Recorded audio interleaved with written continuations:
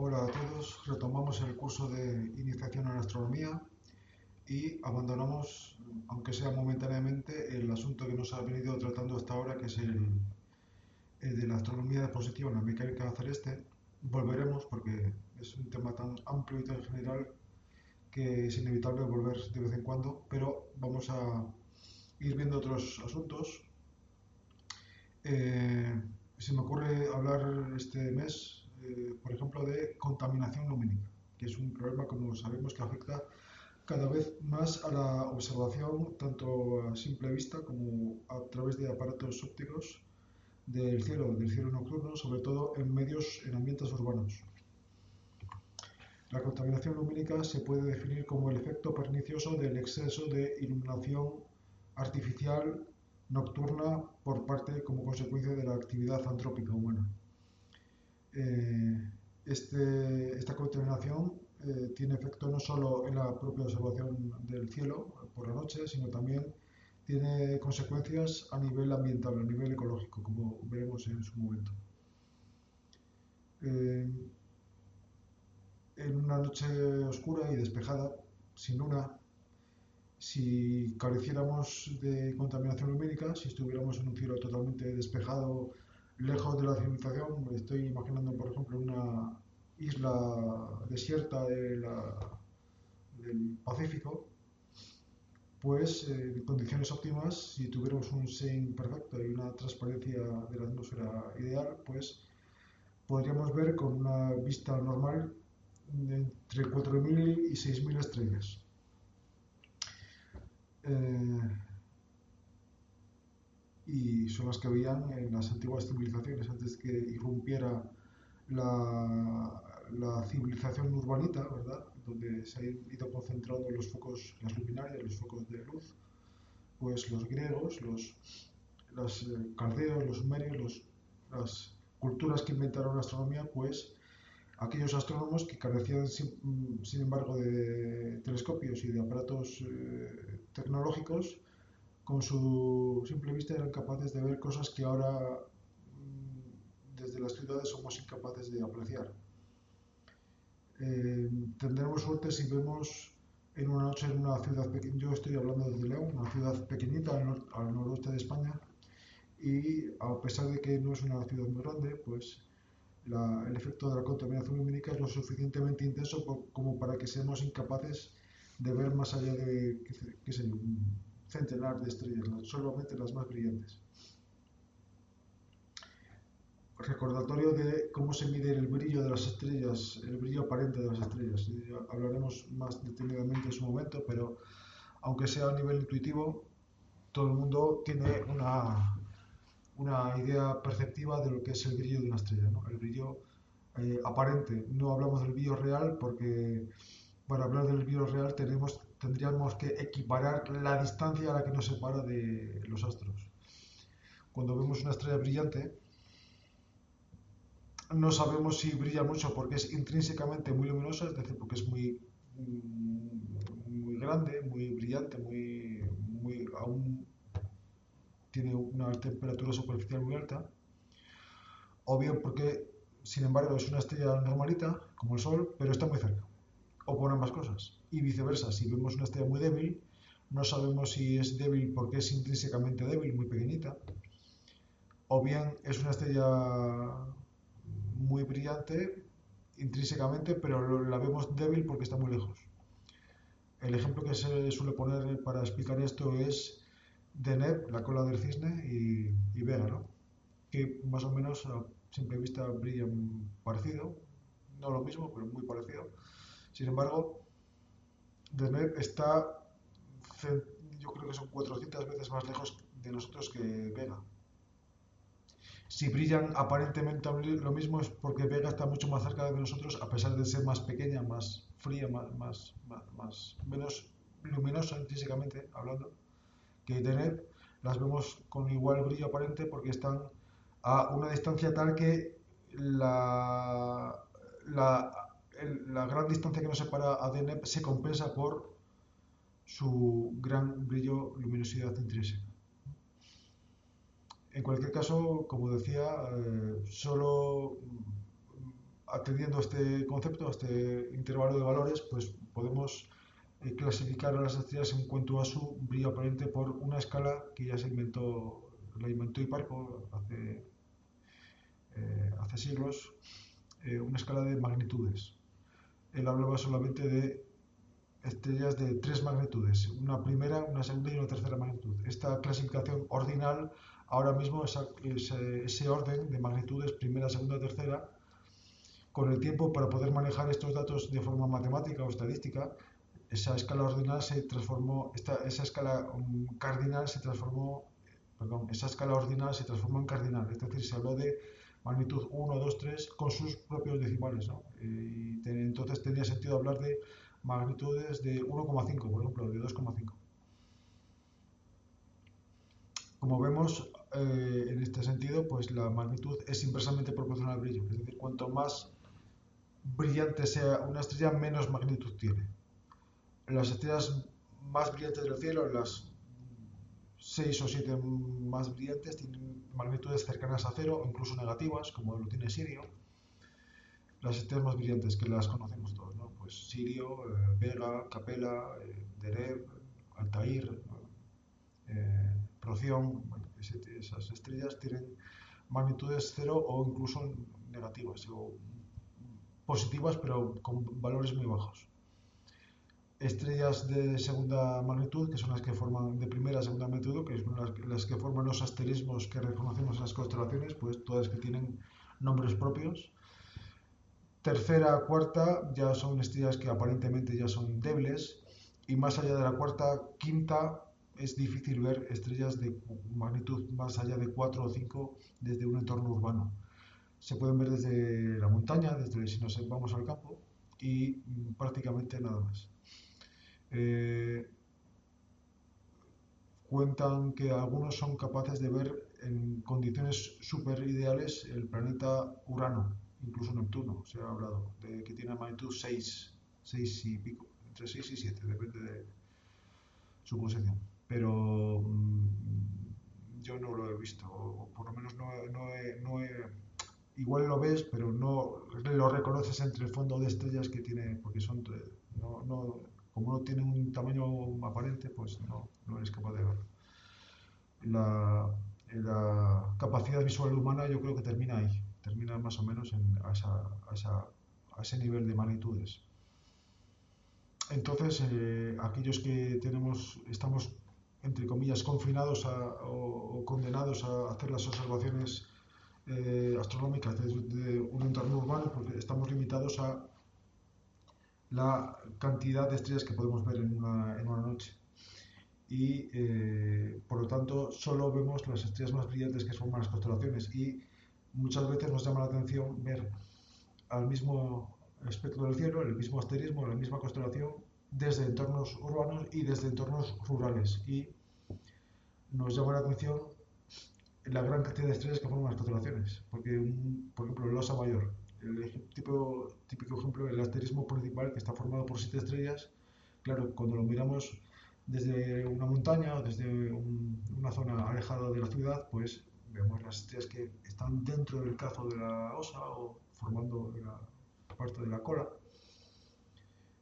y nos llegamos a perder. Por lo menos yo, cuando tengo un cielo muy, muy estrellado, pues me pierdo, porque no estoy acostumbrado a reconocer en ese cielo tan despejado tantas estrellas que forman parte de las constelaciones. El cielo visto, la Tierra vista desde el cielo, en imágenes satelitales, pues por la noche pues tiene este aspecto, y podemos hacer una correlación clara entre la cantidad de luz que se emite hacia el cielo y que es captada por los satélites que orbitan en la Tierra con la riqueza de las naciones, y hay una correspondencia casi bionívoca, ¿no? Clarísima, entre las zonas más habitadas, no realmente las zonas más habitadas, porque entonces aquí hablaríamos de África y de Asia, pero las zonas más ricas, las que pueden disponer de una mayor cantidad de energía, entre otras cosas para la producción de luz artificial por la noche, y ahí pues, se ve claramente el desarrollo de las zonas más urbanizadas del mundo, como la costa oriental de Norteamérica, toda Europa prácticamente, sobre todo la parte occidental, Japón, India, la costa oriental de China, en fin, toda esta zona donde habita la mayor parte de lo que llamamos el primer mundo hoy en día, y también los países en desarrollo. Si hacemos el mapa de contaminación lumínica de España, pues también vemos una correspondencia clara con la densidad de población. Toda la costa, prácticamente toda la costa, está en valores de rojos, de alta contaminación, y lógicamente la gran conurbación de Madrid y su alfoz, donde se concentra la gran cantidad de ciudades y carreteras y zonas industriales, todas ellas sobreiluminadas, como veremos después, y afectadas por lo tanto con grandes niveles, concentraciones de este problema. Alrededor de Madrid, toda la zona de las dos Castillas, pues vemos que son zonas de excelente calidad lumínica del cielo, sobre todo las menos pobladas. La gran depresión demográfica, ¿verdad?, de la cordillera del sistema ibérico, que comprende las provincias de Soria, Guadalajara, parte de Castellón, Teruel. Esa zona pues tiene un cielo pues estupendo para la observación astronómica. La parte occidental de Castilla y León, Zamora, Salamanca, León, sobre todo en la parte occidental, pues son todas que son grandemente demandadas por la calidad de su cielo, y hay muchas, como sabemos, muchas iniciativas, muchas empresas, muchas instituciones y organismos que están intentando promocionar precisamente las actividades astronómicas, tanto a nivel profesional como amateur, en estas regiones. Entonces es una forma de matar dos pájaros de un tiro, ¿no? Proporcionas una actividad a estas zonas demográficamente deprimidas y además pues aprovechas el cielo que tienen para la promoción de las ciencias del espacio, de la astronomía, observación.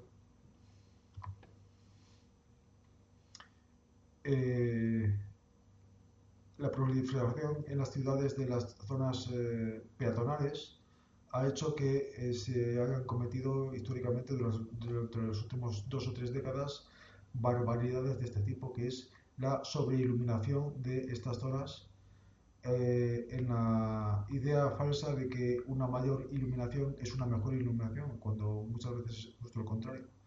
También existe la creencia extendida, que también es errónea, de que hay una correlación inversa entre el grado de iluminación de una calle y la criminalidad o la peligrosidad. Se ha constatado,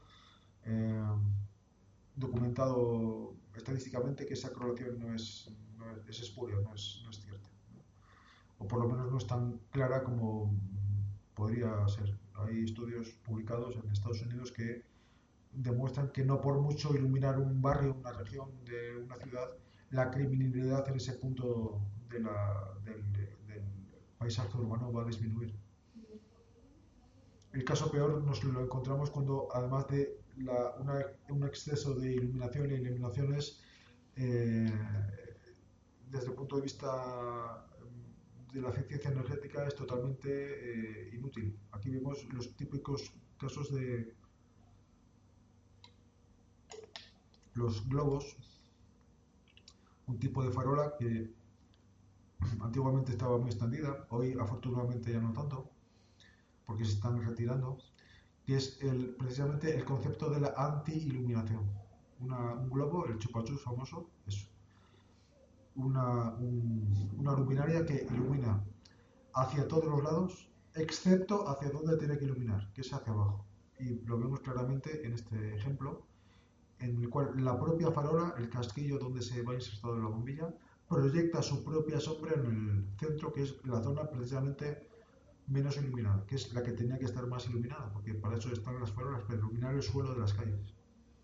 Entonces iluminan toda la región, las fachadas, el cielo, por supuesto, adquiriendo ese tono naranja característico, excepto la parte del suelo para la cual está destinada la iluminación de esa luminaria.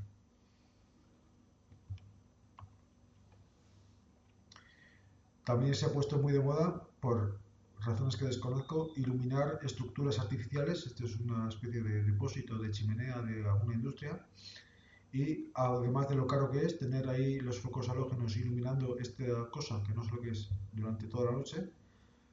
No se puede aludir a que sea por una cuestión de seguridad, porque para eso están los gáligos, esas luces rojas que indican la posición por si, por la razón que fuera necesario balizar la posición de ese elemento arquitectónico. Y esto también lo vemos todas las noches y las tardes cuando pasemos por la ciudad, y muchos establecimientos tienen una luz atenuada, pero una luz potente, que se puede ver perfectamente en el interior, sus establecimientos y sus tiendas. Particularmente frecuente en tiendas de, por ejemplo, farmacias, se ve mucho, las farmacias iluminadas por la noche y con el escaparate bien abierto, bien, para que la luz escape de ese entorno, de ese habitáculo, y ilumine también la parte proporcional de la vía urbana. Eso lo vemos cada vez muy, muy frecuentemente. Y ciudades, esto creo que es Barcelona, que están mal diseñadas desde el punto de vista de la iluminación. No solo por los focos de los coches y las farolas y la iluminación de los estadios y la iluminación de los elementos arquitectónicamente singulares, por ejemplo, monumentos y estatuas y ese tipo de puntos notables en una ciudad, sino también por ejemplo, por la iluminación excesiva de los espectáculos nocturnos, de tipo conciertos o exposiciones, que todo ese ambiente sobreiluminado pues hace que prácticamente la noche, tal y como la conocimos hasta hace solamente 100 años, pues haya desaparecido en ciudades como Madrid o Barcelona o Bilbao.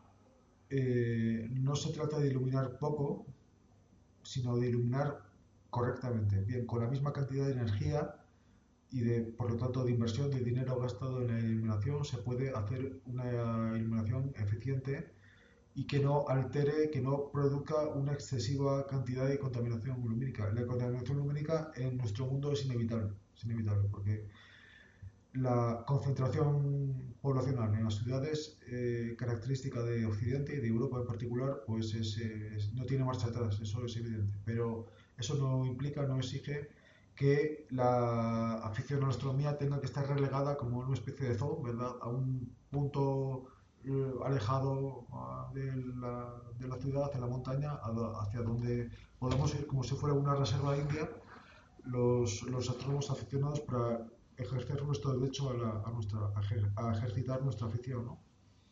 Esta solución no es viable. Se ha intentado históricamente muchas veces. La solución del final del túnel, ¿verdad?, que es como relegar el cielo al que le interesa, al que quiere verla, afuera. Claro, evidentemente podemos poner un observatorio o un mirador astronómico en la montaña, pero ¿cuándo seríamos capaces de visitarlo, de hacer uso de esas instalaciones? Pues una vez al mes, una vez al año. Y además esas instalaciones en un medio rural abandonado pues tienden a degradarse, eso lo sabemos todos, que no se puede tener un observatorio abandonado y visitarlo una vez al año, porque esas instalaciones se van a degradar, se van a vandalizar, se van a perder, en definitiva. Por lo tanto, esa no es una solución. La solución, como digo, es iluminar correctamente, de forma eficiente. También está muy de moda la iluminación vertical y hacia arriba, ¿no? Yo entiendo que estéticamente queda muy bien, muy bonito. Aquí la catedral la tenemos iluminada de esa forma. Muchas calles céntricas, peatonales, también tienen focos incrustados en el suelo y que iluminan las fachadas de los edificios hacia afuera, pero gran parte de esa luz se pierde, se vierte inútilmente hacia el firmamento y lo ilumina de forma que las estrellas que están iluminadas en esa zona del cielo desaparecen para la vista humana. Se llega a dar casos tan paradójicos como el que vemos ahí en la imagen del centro, que es, en vez de iluminar con este foco directamente hacia abajo, lo que hacen es iluminar hacia arriba y reflejar esa luz con esa pantalla que no es un espejo, claramente, por lo tanto hay una pérdida notable de eficiencia lumínica hacia que rebote al suelo. Una cosa que es un poco un absurdo desde el punto de vista energético, ¿no? Estas son fotografías de mi ciudad, de la ciudad de León, con todos sus monumentos históricos y artísticos iluminados de esta forma. Iluminados en muchos casos durante toda la noche, porque podría decir, bueno, pueden estar así hasta las 12, que es cuando la gente pasea y lo ve y los turistas pueden admirar esa iluminación, pero a partir de cierta hora pues podían, algunos de ellos, no todos, pero algunos de ellos están iluminados toda la noche, con el gasto que supone eso de luz. Ahora que tenemos la energía tan cara, desde todos los puntos de vista, pues no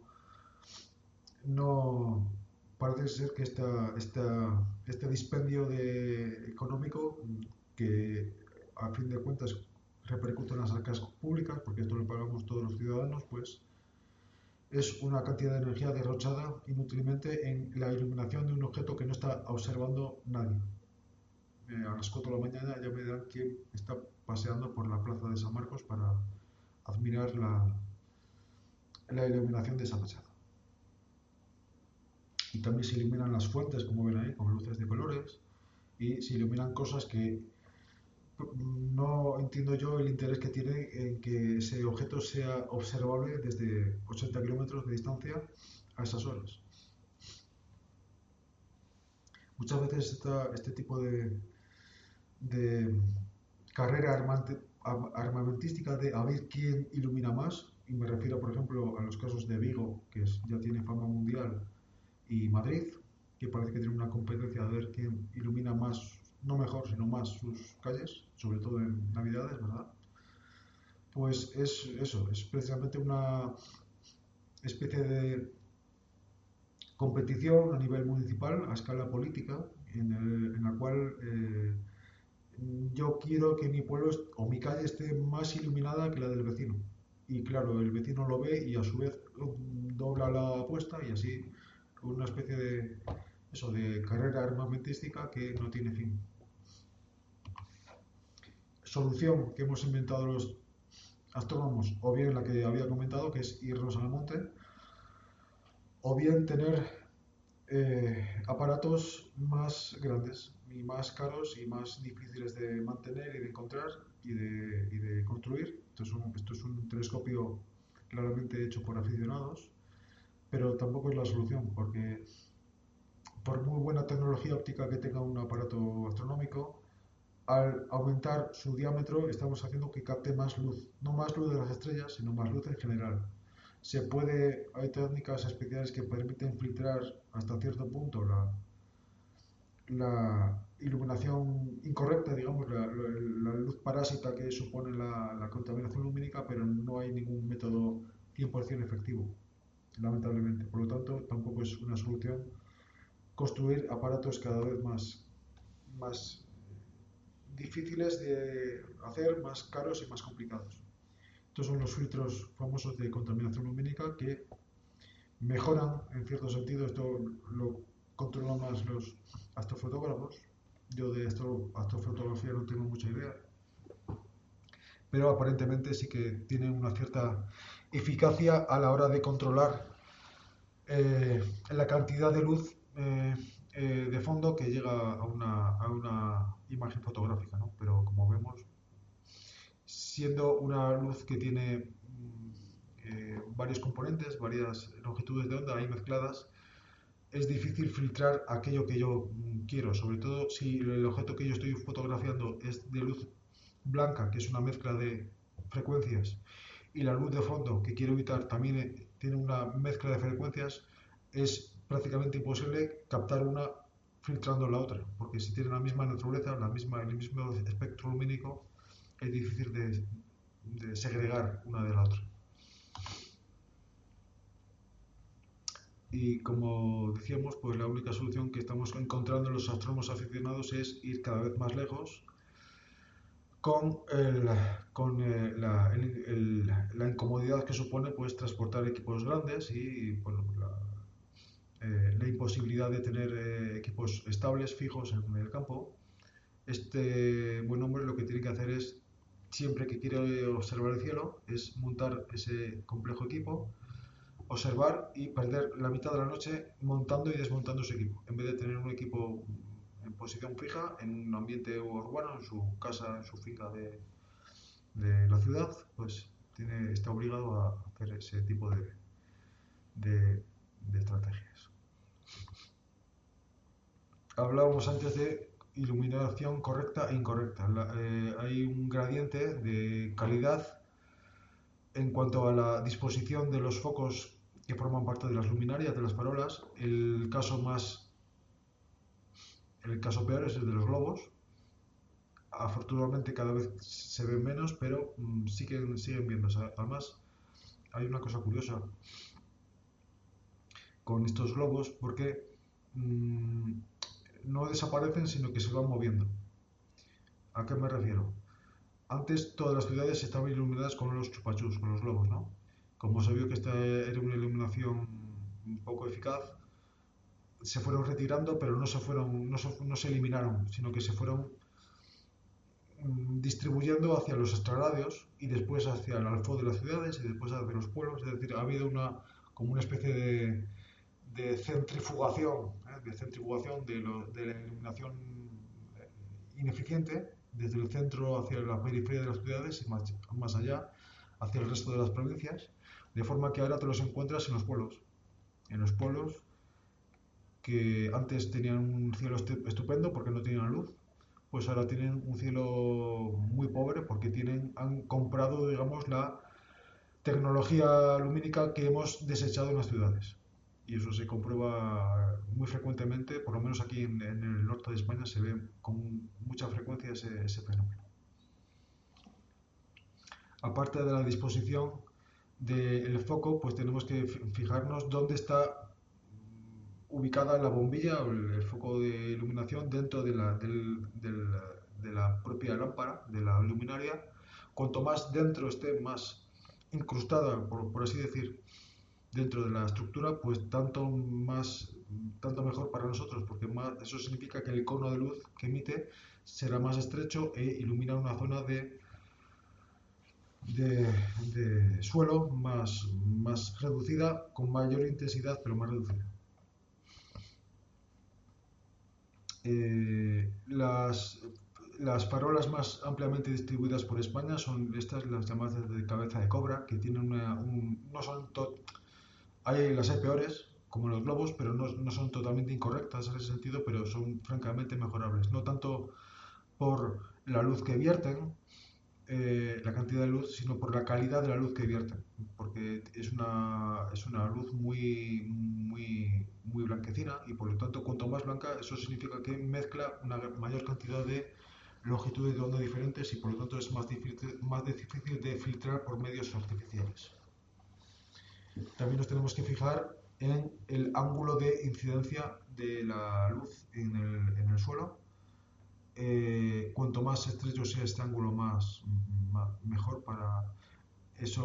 Obliga a que si queremos iluminar por la razón que sea de forma muy intensa una determinada calle, por ejemplo, pues el número de luminarias, si disminuimos el ángulo, tiene que ampliarse el número de focos de iluminación. Pero si a su vez hacemos que la luz que emiten sea lo más barata posible, evitando luces de las tradicionales bombillas de filamento, las convertimos en luces LED, pues esa es una parte que se puede evitar del gasto que supone a una ciudad invertido en iluminación.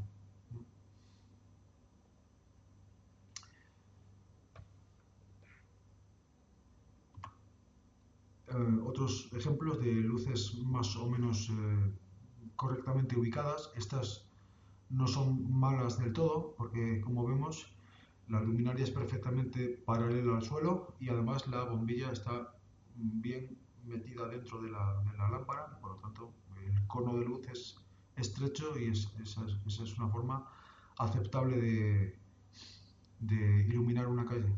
¿Cómo se comprueba esto? Pues simplemente fijándose en qué parte del ambiente urbano está siendo iluminado por la farola.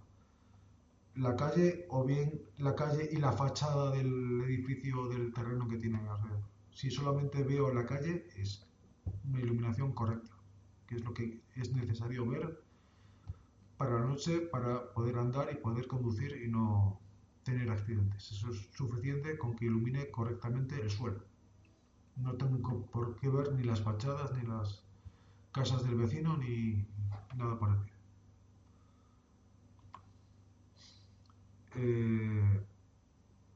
Y si no lo hago, pues me encuentro con escenarios como este y una fotografía que no parece que es una exageración, pero no lo es. Una foto real, yo creo que también debe ser Barcelona por el aspecto del entorno. Eh, y con ese cielo naranja, con ese tono tan desagradable para el astrónomo, ¿verdad? Que impide que se vea nada ahí en ese ambiente. Uno, cuando se acerca a una ciudad, antes de que la vea, ya puede intuir en qué dirección está simplemente por el cono de luz que emite. Por el cono de luz que emite. Aquella parte del cielo donde dejas de ver estrellas, ahí es donde está, en esa dirección, a esa dirección tienes que dirigirte si quieres llegar a esa ciudad. Este es el mapa que veíamos antes, con la cantidad de luz que se pierde en el vacío y que es iluminada, que es desperdiciada vertical hacia arriba. Y en Europa, pues el mapa de contaminación pues también refleja un poco la distribución de la riqueza, de la población, de la riqueza, de la industria, de las ciudades. Todas esas variables que están correlacionadas en Occidente, pues se reflejan también en este tipo de mapas de color, en el cual cuanto más cálido es el color, tanto mayor es el grado de contaminación lumínica y tanto peor va a ser el cielo observado desde esas regiones. Pues ver una correlación clarísima con las grandes áreas urbanas de Europa, ¿no? En el norte de Francia y Alemania, los Países Bajos, ni que decir tiene Inglaterra y el Reino Unido en general, el norte de Italia. En España, como ven, no somos de los peores. Dentro de la Europa occidental, el único país que tiene todavía manchas negras dispersas es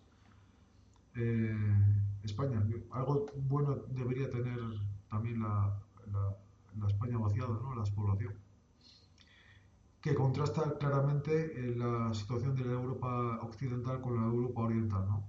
Por razones históricas que todo el mundo comprende, pues los países del antiguo bloque soviético, tipo Rumanía, Hungría, Bulgaria, Grecia incluso, los países bálticos y Rusia, excepto lógicamente la zona de San Petersburgo y Moscú, pues tienen cielos muy poco brillantes, muy despejados, muy buenos para la observación astronómica porque carecen de luces artificiales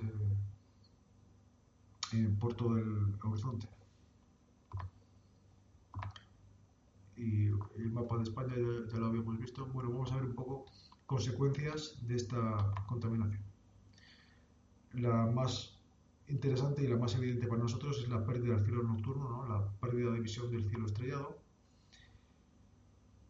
Pero a nivel energético también hemos estado incidiendo en la importancia que tiene el gasto superfluo en energía, sobre todo en momentos de la historia en el cual nos estamos debatiendo cuál es el tipo de energía limpia que queremos para diseñar la estrategia económica de las naciones del futuro, ¿no?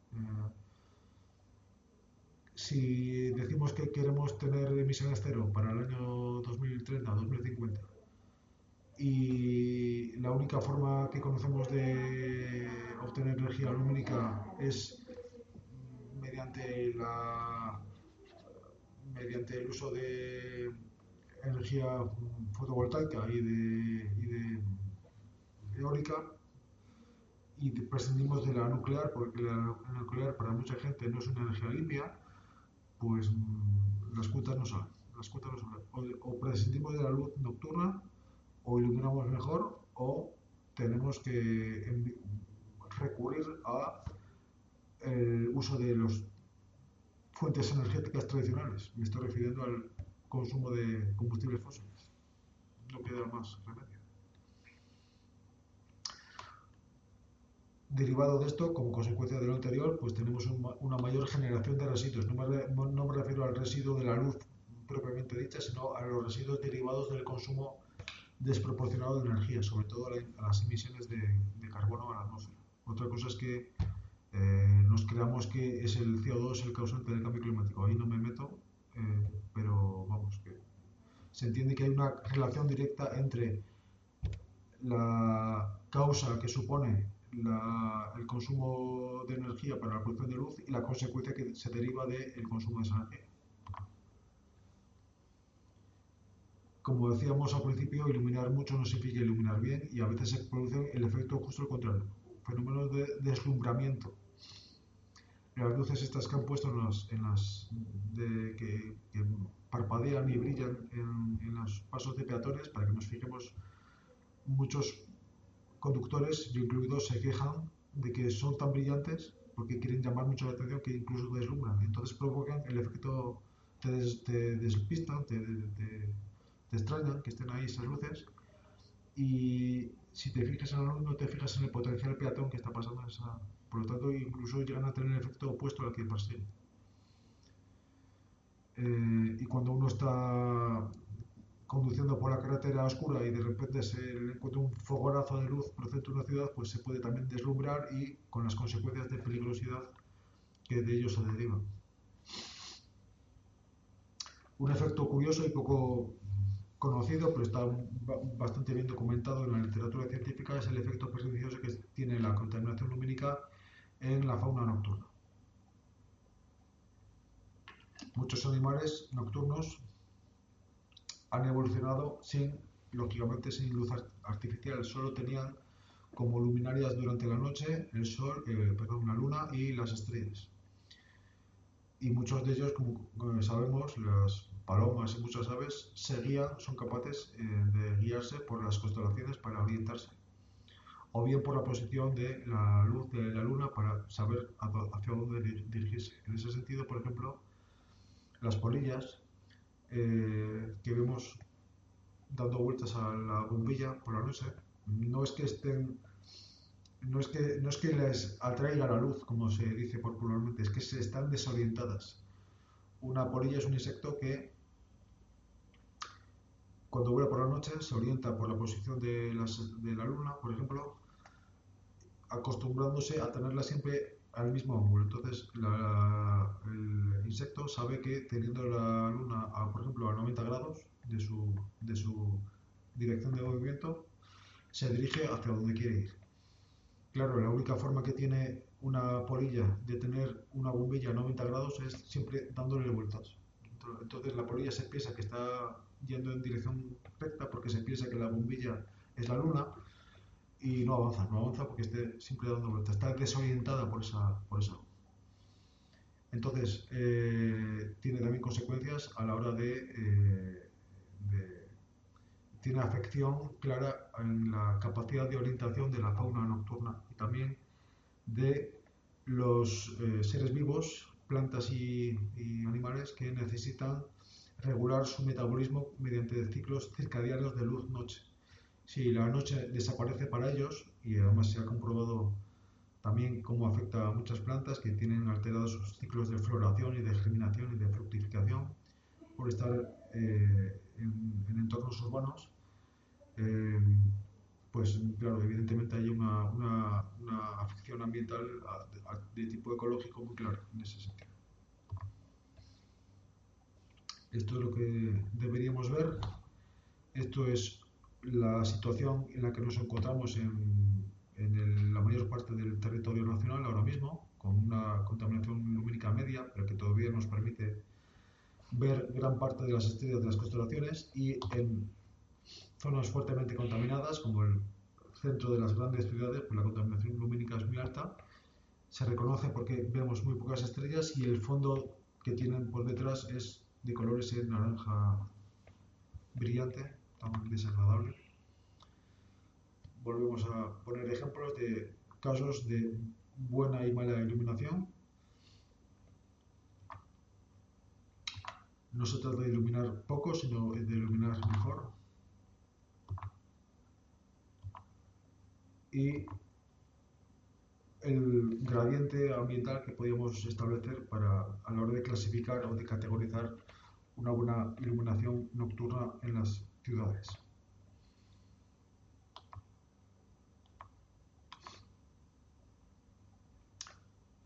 Dense cuenta, por ejemplo, aquí en esta imagen vemos claramente que además de reducir el número de focos necesarios para iluminar con la misma cantidad de lúmenes, es decir, con la misma cantidad de radiación incidente en el suelo, una determinada región, una calle, por ejemplo, además de necesitar menos farolas, cada una de ellas consume menos. Por lo tanto, es un ahorro también de todo el punto de vista, ¿no? Un 40% en este caso. Si ilumináramos bien nuestras ciudades, en España podríamos ahorrar hasta un cuarto de millardo de euros al año. Y reduciremos también la emisión de CO2.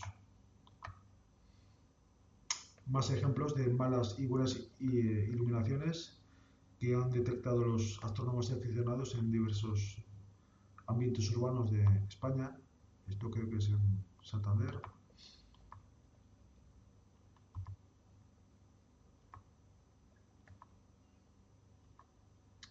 Con los famosos globos que iluminan hacia arriba.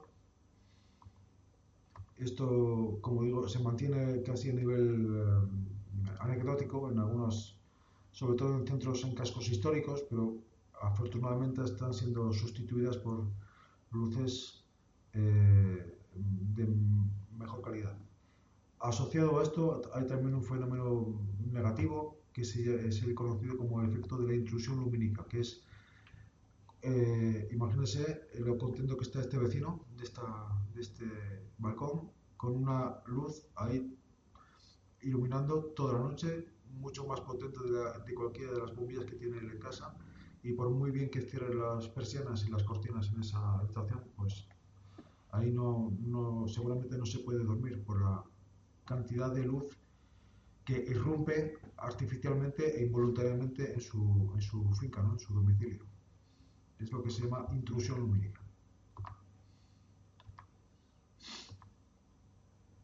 Por lo tanto, estamos diciendo que el ángulo de incidencia de la luz en el suelo y también la posición de la bombilla con respecto al resto de la lámpara son importantes a la hora de valorar si una luminaria es eficiente desde el punto de vista de la eficiencia energética y de la capacidad de generar contaminación lumínica comparada con otras.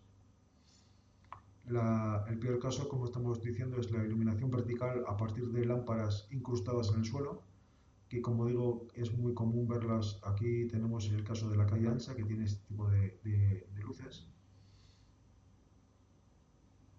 que además generan, por si fuera poco, deslumbramiento en el propio peatón que está ahí paseando y si no se da cuenta, se está leyendo el móvil, por ejemplo, pues de repente un fogonazo de luz que le llega a los ojos, con las consecuencias también de peligro que puede plantearse. Sería mejor por lo menos apantallar esas luces, si se van a mantener en el suelo, por lo menos apantallarlas para que la luz se proyecte hacia donde la parte que queremos iluminar, que se supone que es la fachada de ese edificio histórico o antiguo, ¿no?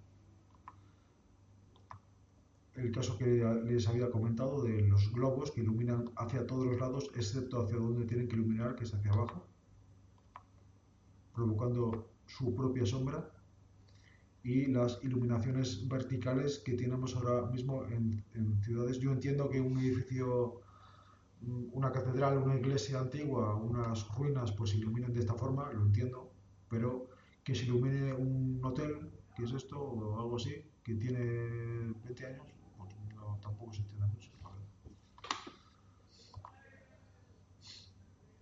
Bien iluminado porque ese foco está iluminando hacia abajo, es decir, la fachada hacia abajo, que es la parte que interesa por razones de seguridad, pero mal el foco que tiene encima porque está iluminando en vertical y hacia arriba y desperdigando y perdiendo hacia el cielo, hacia la atmósfera, una gran cantidad de luz que no se aprovecha en ningún sentido.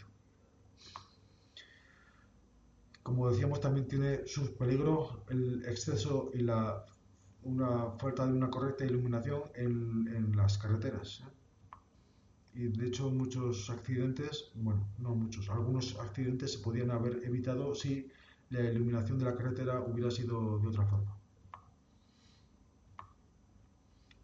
Más imágenes de ciudad, de la ciudad de León. El centro está totalmente perdido, es decir, ahí se ve la luna y ya, no se ve gran cosa más.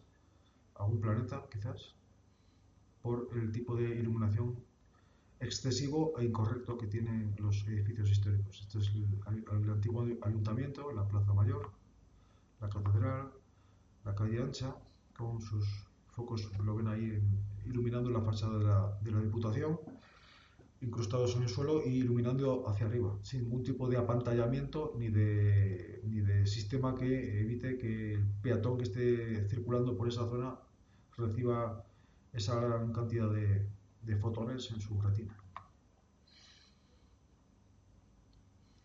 Esto evidentemente no solo nos afecta a nosotros, sino que también es un efecto, un fenómeno generalizado en todo el mundo moderno, avanzado. Aquí veíamos el caso de Estados Unidos. En Europa, como veíamos, estamos prácticamente igual. En España, pues ya hemos visto el mapa de contaminación lumínica. El efecto, esto es Madrid. La luz de Madrid se ve desde kilómetros de distancia, y no les digo Barcelona, que se ve ya casi desde Zaragoza. Y eso evita que podamos ver nada más que los astros más brillantes, la luna, los planetas y ya. Incluso se supone que en las islas privilegiadas de Canarias, ahí ya sí que tienen en cuenta más estos fenómenos para evitar estos efectos, pero también tienen problemas.